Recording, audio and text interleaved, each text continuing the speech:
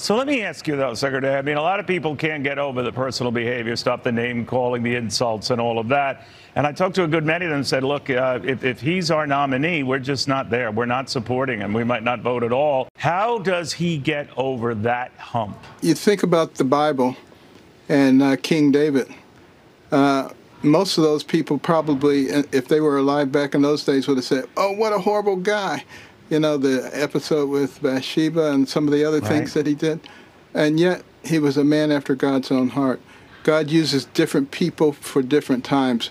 What's up, everybody? Major Retired Richard Ojeda here. And on Monday evening before the January 15th Iowa caucus, former Housing and Urban Development Secretary Ben Carson compared Donald Trump to King David of the Bible. This is not the first time that Carson has gone off the rails either. He is a gaffe machine and has a knack for saying the wrong thing at the wrong time. But just to be clear, you're comparing him to King David? The volume is very low. Okay, I'm sorry. You are, just to put up for the record, you're comparing him to King David, and that worked out well for King David, and that this is another King David, right? I don't know about him, King, but certainly he has some policies that are very worthwhile. In this clip with Neil Cavuto, Carson may have realized how stupid he sounded and tried to shift blame to say that he couldn't hear the question. When Neil Cavuto asked Carson to clarify his statement, Carson said that he couldn't hear the question and rambled off another prepared talking point. You need somebody with a Manhattan business type of personality to deal with the administrative state. You know, there are some real wolves in that Manhattan business environment, and to succeed in that, you don't just kind of be a flowery, nice person necessarily. No. That doesn't mean he can't be. I've seen him. When he's not being attacked, he's a wonderful person. Everybody, I think, would love him. It's highly doubtful that any Trump supporter knows enough about the Bible to make this very important distinction. Ben Carson is a despicable individual for trying to compare Trump and King David with the intent of minimizing Donald's disgusting behavior towards women.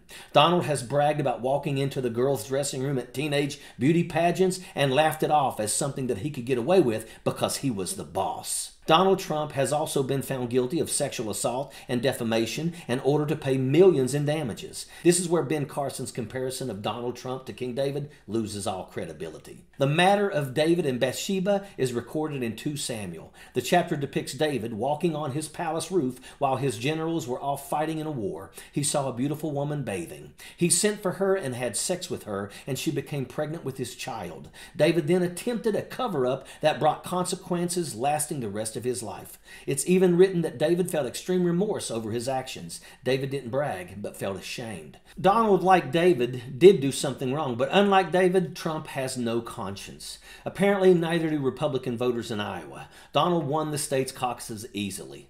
Neil Cavuto pointed out that many Republican voters may not participate in the process if Donald Trump is the eventual GOP nominee. Many Republicans have had enough of his outrageous, raunchy behavior and have vowed not to support him. Ben Carson couldn't even field a direct question without going off on a fantasy-filled adventure. Ben Carson is an absolute numbskull, and his lack of biblical knowledge exposes him as a fraud. Donald Trump is no King David, and Ben Carson is perpetuating falsehoods. What a couple of losers. And that is an absolute fact. Sappers clear the way, airborne all the way.